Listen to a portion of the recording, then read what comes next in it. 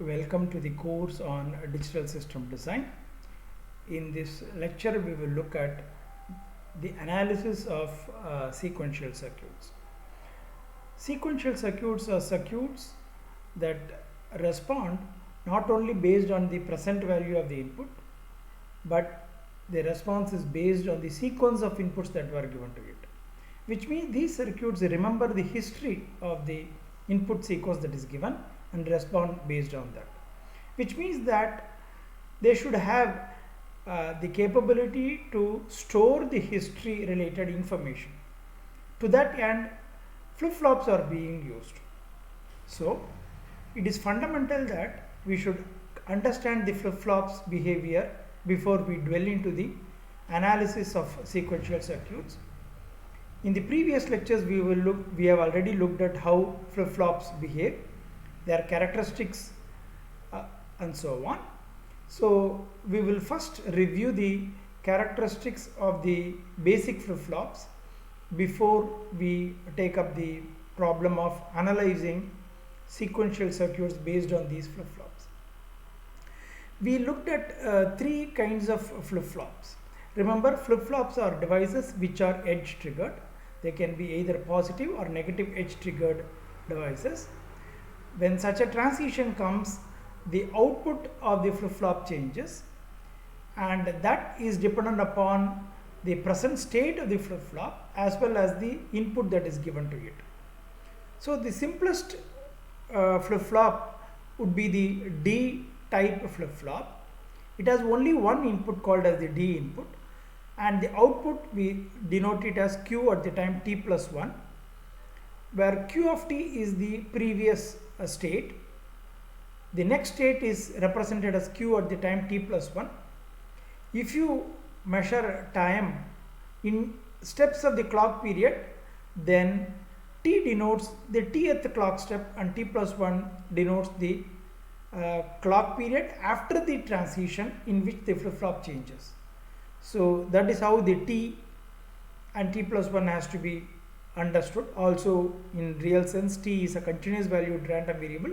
Here we discretize it and then look it in terms of the clock periods and look at the state of the flip-flop at successive clock periods.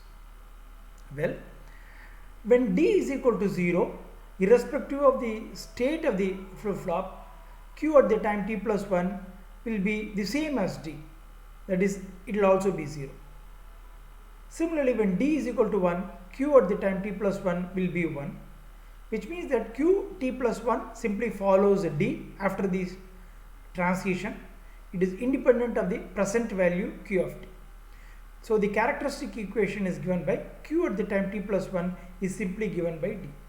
So kindly remember all these equations and the working very clearly, because it's very much needed when we start analyzing this one. You should sort of memorize or understand these equations so that we will be very frequently using these equations to look at how the states change as input sequence are being given when we do an analysis. Coming to the toggle flip-flop or the T flip-flop, it has one input called the T input, and the output after the transition is represented as Q at the time t plus 1. Well, when t is 0, the flip-flop retains the state.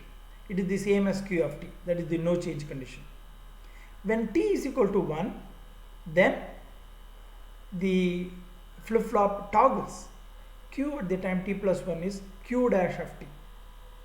So this we saw that it can be represented by the equation, that is the characteristic equation of the T flip-flop is Q at the time t plus 1 is T exclusive or Q or T Q bar or T bar Q. Well, now coming to the last flip-flop, which is the most complicated among all these three flip-flop, is the JK flip-flop. It has two inputs J and K, and the output is Q at the time t plus 1. So in simple terms, when the input is 1 1, then it behaves like a T flip-flop. For the case of T is equal to 1, when the input is other than this 1-1 condition, it behaves as a SR flip-flop. So we will go into the table, characteristic table. When j is equal to 0, k is equal to 0, q of t plus 1 is q of t, there is no change. When j is 0, k is 1, it is a reset condition. So qt plus 1 becomes 0 irrespective of the previous value of q of t. That is reset condition. When j is 1, k is 0, it is a set condition, and irrespective of the previous state, q of t plus 1 takes the value 1. Well, when both j and k are 1, 1, it is a toggle condition. Q t plus 1 is the negation of q of t, or q of t bar. So it is the complement condition. Well, so with this understanding or the review of the characteristics of the flip-flop, we will get into the analysis of the sequential circuits. What we mean by sequential circuit is that we have a circuit which I'll just zoom it a little bit. Well, we have a circuit which is sequential in nature, which automatically means the circuit should have flip-flops. Then only it will exhibit the sequential behavior, that it will remember the input sequence and respond to it. If there is no flip-flops, no such memory element, if you call it as a sequential circuit, it is right, but it is a trivial sequential circuit, in the sense that it responds only to the present input with no knowledge or memory of the past history, which we called as the combinational circuits. So in one sense, combinational circuits are the special category of sequential circuits which don't have any memory, and it simply responds based on the present input. So we will look at sequential circuits that have flip-flops in it. Well, we saw there can be three kinds of flip-flops: D, T or JK. First we will look at a circuit which has got D flip-flop in it. Well, we will take an example and look at how such circuits can be analyzed. Although this example is very specific, the principle behind analysis is quite general. You can use the same technique for analyzing any circuit having D flip-flop. Similarly, T flip-flop or JK flip-flop. Well, here is the circuit that is shown. So you can see that there are two D flip-flops and there is a clock that goes to these two flip-flops. This indicates that the clock is when the flip-flops are positive edge triggered flip-flops. Okay, so because there is no bubble. Well, the analysis for whether it is a positive edge triggered or negative edge triggered remains the same, but only thing is when the change occurs, whether at the rising edge or on the falling edge. But we are only going to look at how changes at what values the flip-flops take after a state transition, and so our analysis holds good whether the flip-flops are positive or negative edge triggered. Needless to mention that in a given sequential circuits, we expect all flip-flops to have the same nature. All are positive edge triggered or all are positive or negative edge triggered. If there is a combination, the analysis will be difficult. It will be difficult, and we have to take that into account. We don't do it in this at this juncture. Well, so there is an input which we call it as X, and there is an output which we call it as Y. So now the relationship between the various the input, output and the states are represented in the form of this circuit. The circuits can be used to derive the relationship. One way is to relationship can be given and you draw a circuit and then start analyzing it. The other one is the entire circuit is being given and you work out the relationship between the various signals. So we call this flip-flop as the A flip-flop and this as the B flip-flop for convenience sake. And the output of the A flip-flop we will call it as A, and its complemented output we will call it as A complement. Look, there is a bubble here. Similarly, this flip-flop we will call it as B, and the output bears the same symbol as that of the flip-flop that we have named. So it's B and the complement is B bar. In some cases, we will use P and Q, X and Y and so on. Or if there are more flip-flops, we will simply use a common symbol Q to denote the flip-flop and use a subscript to differentiate the different flip-flops. For example, you may call it as Q1, this as Q2. If there is one more flip-flop, you will call it as Q3. So there are different styles of just labeling for our understanding purpose. So the output is A here, this is A complement, this is B, this is B complement. So if this is the circuit that drives the flip-flops input, then how do we come up with the equation? So we know that the way the flip-flop works depends upon its input, that is in this case the D input. So the first thing that we have to do is to arrive at the equation that represents the D input of the different flip-flops. We can again call this D input of the A flip-flop as DA. Similarly, the D input of the B flip-flop as DB. Then we also know for the case of this D flip-flop, A at the time t plus 1 is simply given by DA. So we can write A t plus 1 is equal to DA, which is again given by this equation. That is what is written here. Although we have dropped the DA notation because we know in strict sense, to be more specific, we could have written A at the time t plus 1 equal to DA equal to this equation. Similarly, BT plus 1 is equal to DB, that is equal to this equation. Well,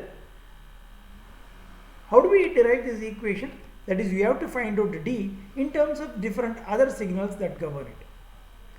The other, see, if you look at this circuit, in order to derive the D input, we have made use of X the input, A or A complement, B or B complement, depending upon what is required.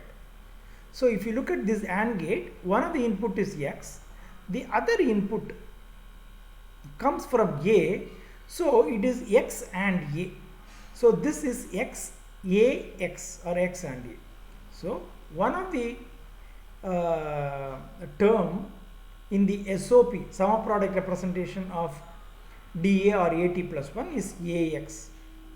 If you look at the other one, that is again X is one line, the other one actually comes from B. So this is BX. So we can say the D input is AX or BX. So this is the first step that you have to do. That is, you have to derive the D input of the D flip-flop, or in this case the AT plus 1. Similarly, we have to find out the DB or the D input of the B flip-flop. There is only one AND gate that drives this D input, and again one of its input is X. The other input actually comes from the complement of A, which is A complement. So it is A complement times X, or we could have taken it from A and used an AND gate to get A complement, but that is not required because A complement is directly available. Okay. So now, so these are the two equations that are present. Now, how do we get the output equation? The output is Y, and that is actually given by the output of this AND gate. One of the input comes from the OR gate, which actually you can see that this is B, which comes here, and the other is if you look at the other one, it is tapped from A and not only given here, but it also come all the way here. So this is nothing but A or B, and that is ANDed with X bar. So it is A or B into X bar. So this is the first step that one has to do in order to analyze the sequential circuits. Once you know how dA and dB are derived, then whenever a clock edge comes, then how A at the time t plus 1 and B at the time t plus 1 will change, can be found out. Note, this new values of A and T will get stored in the D input, and that will act as the A and B for when the next transition comes, because the new value will go and then again it will affect the D input when the next clock transition comes. So you have to keep doing it. Well, now there is only one signal which is external to it, which is X, and that is not in our hand. It can take a value X, or X can take a value 0 or 1. So whether X is 0 or 1, we should be able to find how this circuit is going to behave. Well, A and B, when X is 0, at that time A can be 0, B can be 0, or A can be 1, B can be 0, and so on. There are 4 combinations here.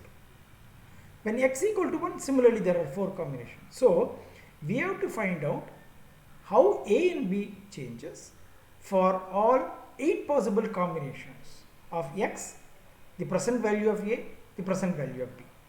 So this we can put it in the form of a truth table with 3 inputs, X, A and B.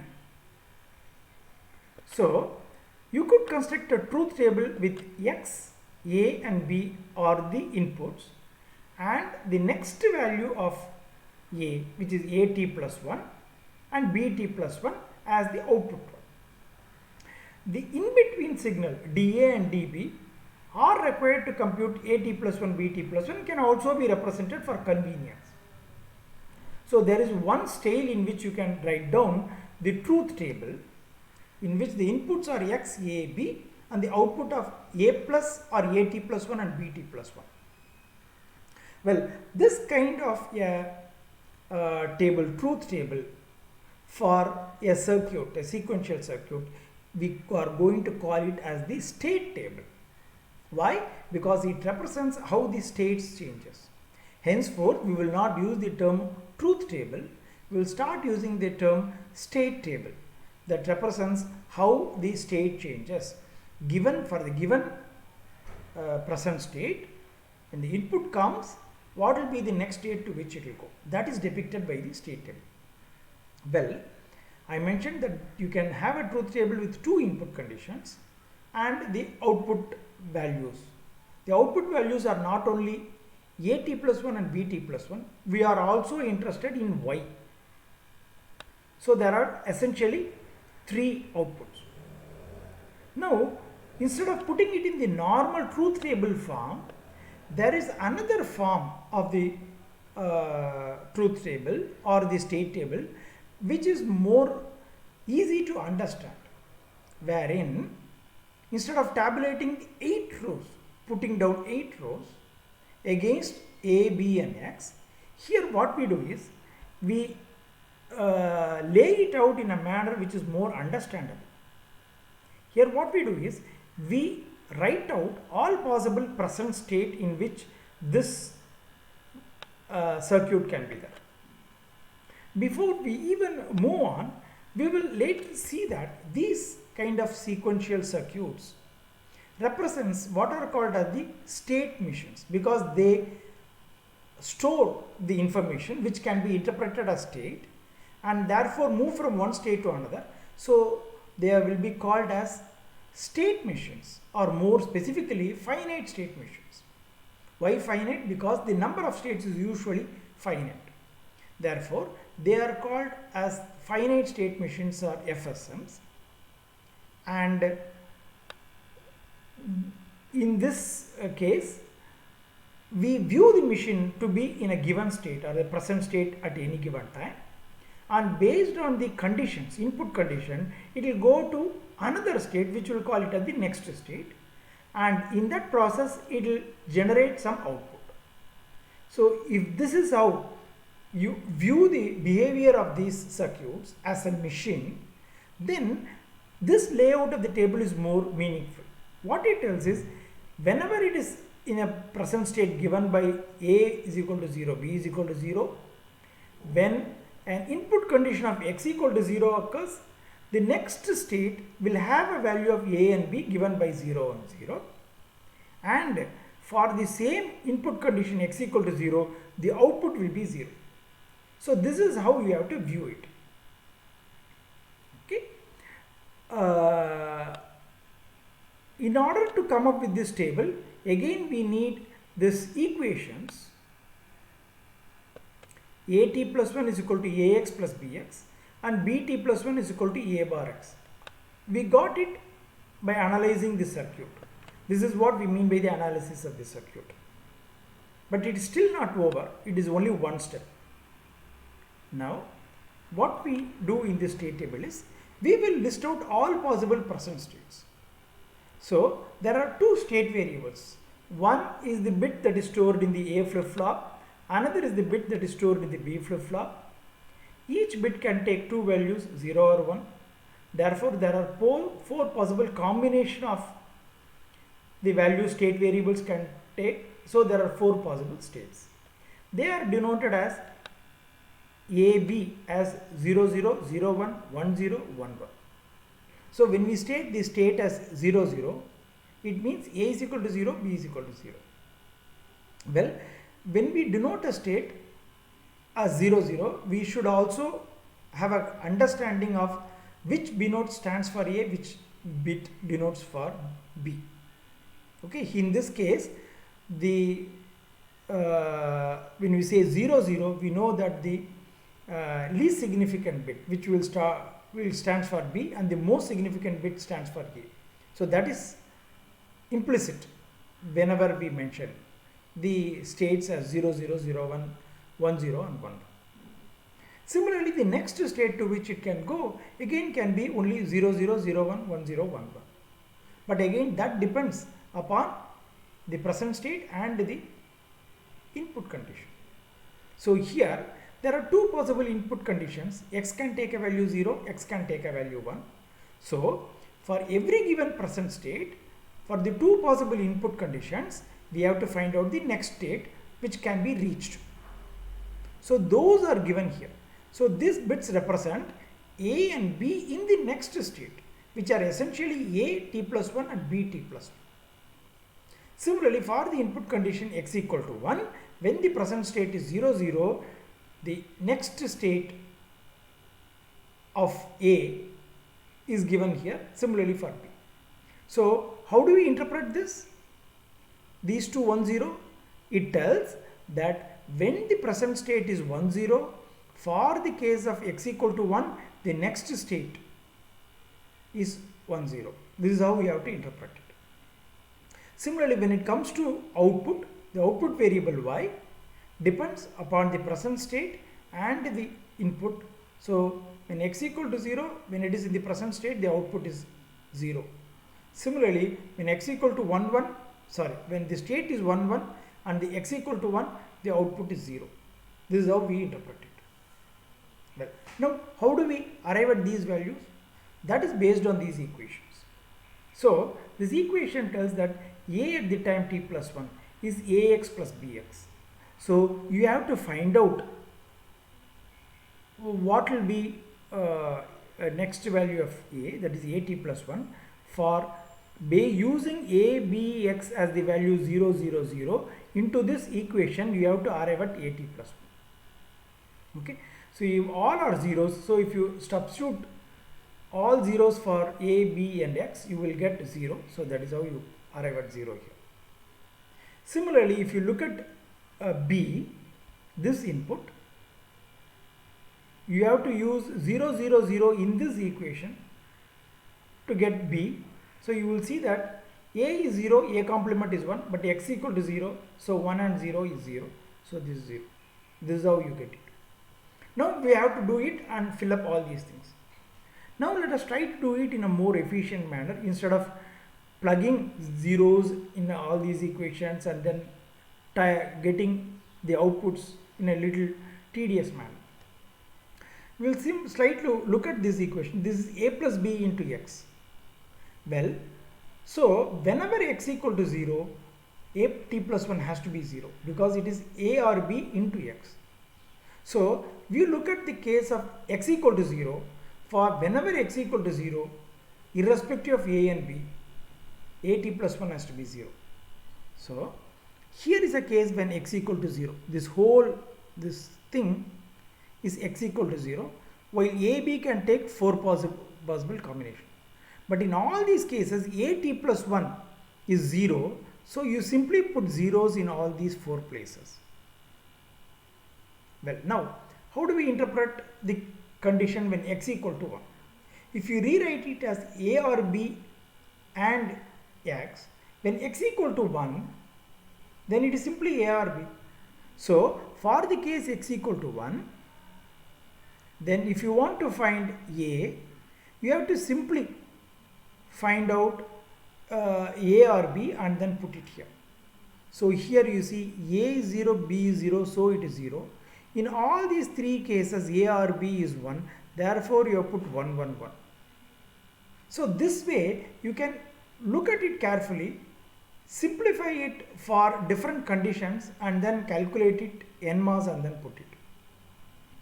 Now similarly we will try to look at the b at the time t plus 1. It is a bar into x. Again now when x equal to 0, b t plus 1 is always 0. So when x equal to 0, we simply put all zeros here. Well, when x equal to 1, it is simply a complement. So when x equal to 1, it is a complement. So you look at a row and then complement it and substitute it here. So these 2 zeros becomes 2 ones. These 2 ones becomes 2 zeros. So we can quickly fill it. Now how do we get it y? It's just a simple function of a, b and x complement. We will see that whenever x equal to 1, x bar is 0 and therefore y is 0. So these are all zeros. When x equal to 0, x complement, when x equal to 0, x complement is 1 and it is simply a plus b. So it is simply a plus b. You can see that excepting for the 0, 0 row, other rows are all 1. So you have got this equation. So this is what we call as the state table of this sequential circuit. So this essentially means you have analyzed this circuit. For any given input condition or any given state, you know what will be the state to which it will go. What it mean by analysis? Suppose you are told the machine, the FSM, is the initial state 1, 0. And if you are given a sequence of input, that is x, at different clock periods as 0, 0, 1, 1, 0, 1, 1, 1, 0, 0, 1 and so on, you can arrive at the sequence of outputs. How? Starting with the input state, the present state as 1, 0 and the x at the first clock period, you find the next state. You remember that. For the next bit of x, use that as the present state and the given value of x and then calculate the next state and remember it, and in this manner for every given bit in the input sequence, you by remembering the state at any given clock period, you calculate the value of next state, and not only that, the output also you can calculate it and then give out. So given an input sequence, you can eventually find an output sequence. That is what we mean by the analysis. Okay. Of course, we are not doing that one, but it can easily be done. Suppose I am telling you that the input sequence is, the starting state is 0, 0 and the input sequence is 1, 1, 0, 1, 1, 1, 0, 1 and so on. You should be able to find the output sequence. You can, for example, you can take an example input sequence and then try to get the output sequence. Well, now this state table completely tells how the sequential machine works. So once we have this state table, you don't even need to know that there are two D flip-flops and so on. Okay, even that may not be required. You can actually have some other flip-flop having the state table that is also going to behave for a given input sequence in the same manner. Okay, so once the state table is being given, this circuit is no more required in order to find out the input-output relationship. So it completely explains everything about the machine. Or once this diagram is given, you can actually, without getting the state table also, by knowing these values, by going through this circuit also, you can get it. But that will be little tedious, you can do it. So the circuit completely explains everything about the sequential circuits. State table is another way of representing the same knowledge that is present in the circuit, and it can be used. Well, now there is one more formal method of representing the behavior of the sequential circuit. That is called as the state graph, which is what is mentioned here. So here what we are going to do is we are going to come up with a graphical representation of the behavior of the finite state machine.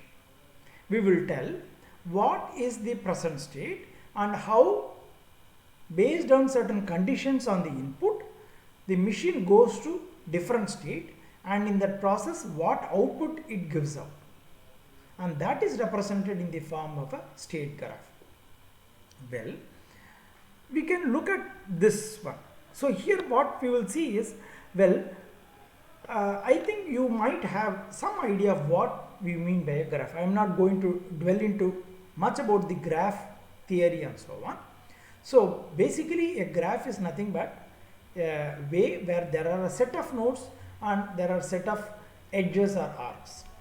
This we are talking about directed arcs, where each arc or an edge has got an arrow mark which tells the direction in which we go.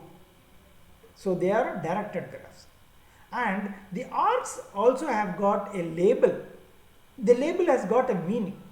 These are not weighted graphs but labeled directed graphs. Well, here the states are represented using nodes. Nodes are nothing but you just put a circle and write out the state values within that circle nor node. So that is how you denote a state. There are 4 states, 0, 0, 0, 1, 1, 0, 1, 1. So you have got 4 nodes in this graph. Okay, 0, 0, 0, 1, 1, 0, 1. And then these are the edges or the directed arcs of the graphs. We will see how we have come up with this one. And in this we have put a label also. So now look at this first, this one. We want to capture it in the graph. Suppose you are in the state 0, 0. What in this graph it represented? You are in this node.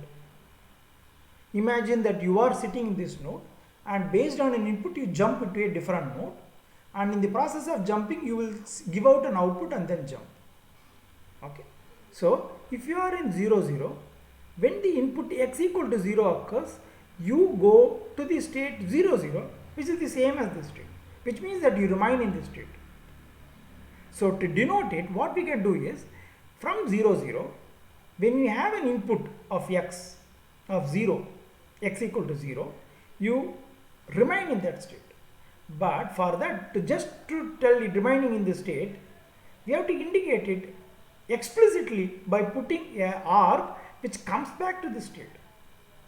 Leaving without anything will not know what happened when x equal to 0 occurs. So you have to explicitly put an arc which is called as the self loop, which comes back to this state. For example, when x equal to 1, from the state 0, 0, you go to the state 0, 1. So that we can represent it as, when x equal to 0, 0, when the input is 1, you go to the state 0, 1, that is represented by means of this arc. This directed one tells that you are coming from 0, 0 to 0, 1. The other way may or may not happen, we don't know, but we are only mentioning that this is a jump or a transition that takes place when the input is 1. That is why these directed arcs are being used.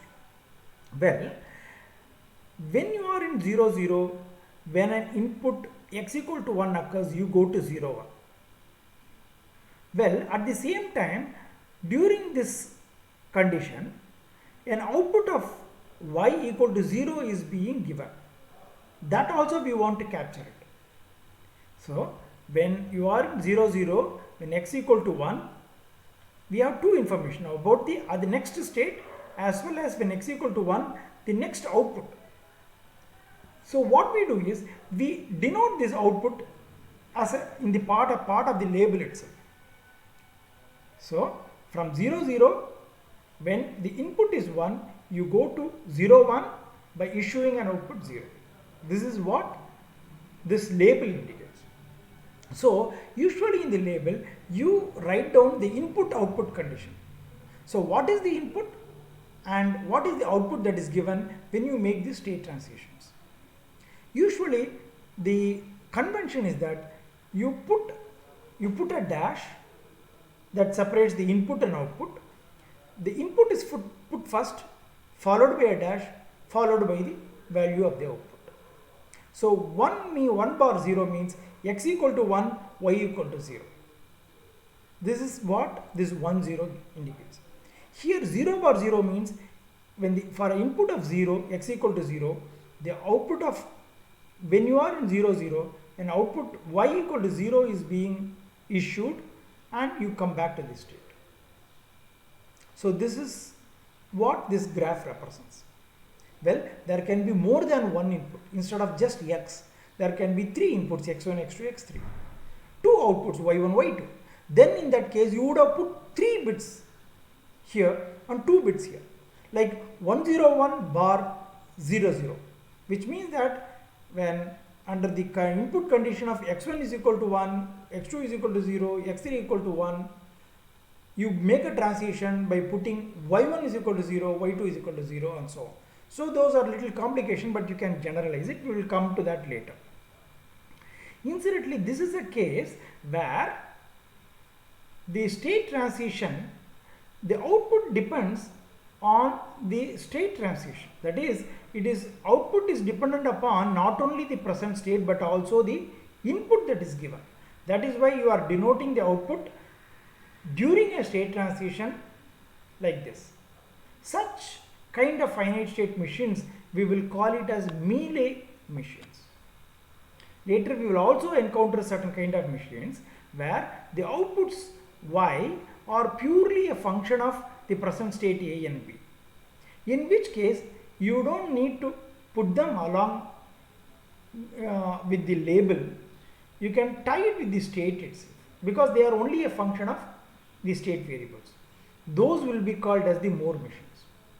Well, as of now, you don't need to worry much about the Mealy and Moore because we have seen an example for Mealy machine. That is why I am mentioning it. We will look at extensively about the finite state machines, Mealy machines, Moore machines at the later part of this course. So this is just an introduction. Well, we will now look at the other cases. Now, when the present input is 0, 1, that is present input is 0, 1, when x equal to 0, you go to 0, 0. When x equal to 0, you go to 0, 0. And for x equal to 0, from 0, 1, you issue a 1 and then make the transition. So, the label should be 0 bar 1 from 0, 1. Clear? Well, again, when you are in the state 0, 1, when x equal to 1, you go to 1, 1 by issuing 0. So, how do we represent it?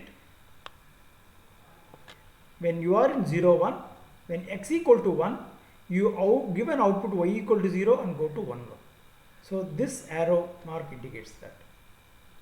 Well, similarly, we can look at the other arrow marks.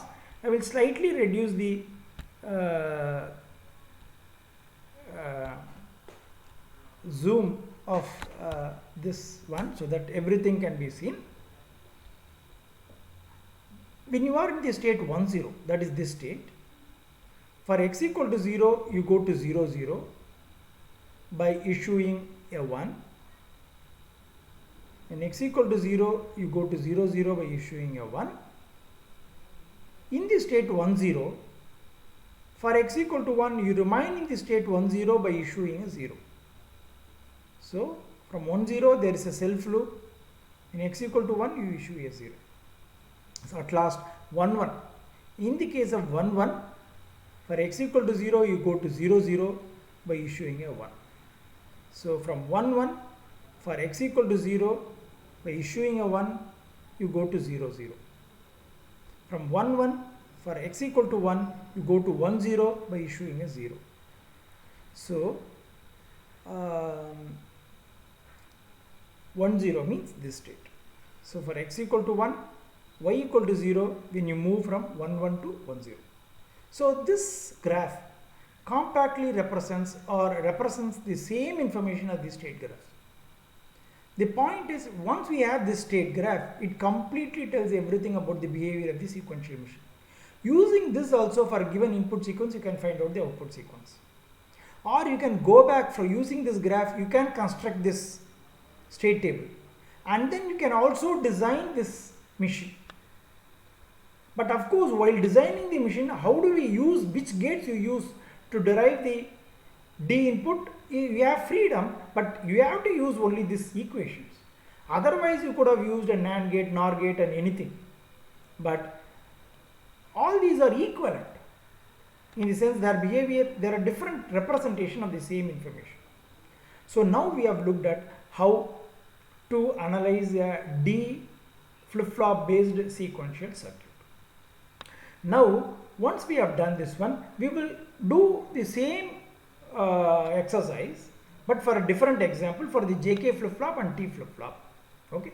First, JK flip-flop is slightly complex as compared to the T flip-flop, so I will take it up the T flip-flop here. Okay. So, okay, I will do the JK flip-flop here itself because I don't want to miss out the contents. So, here is the circuit of the JK flip-flop based one. Let me again zoom it back a little larger.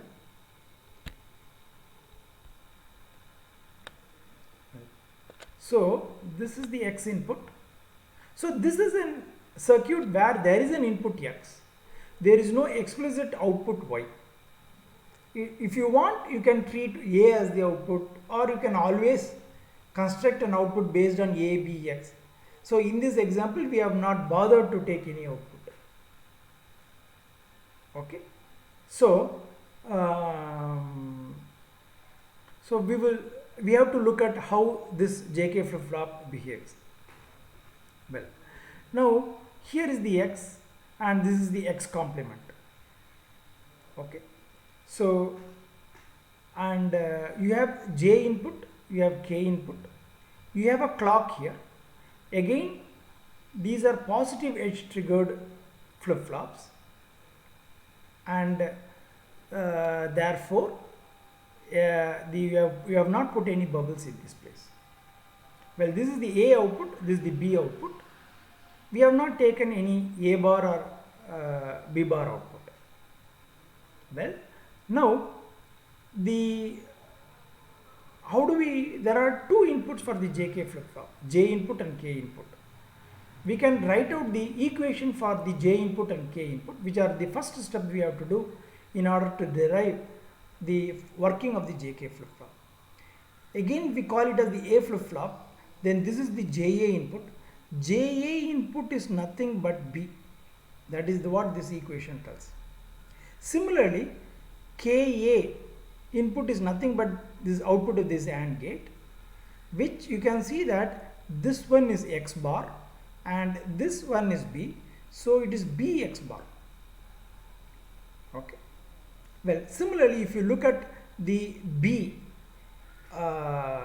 flip-flop, then the J input of the B flip-flop is simply X bar, and the K input of the B flip-flop is given by this equation. What is this one? This is an exclusive OR operation that you are doing between the X and the A input.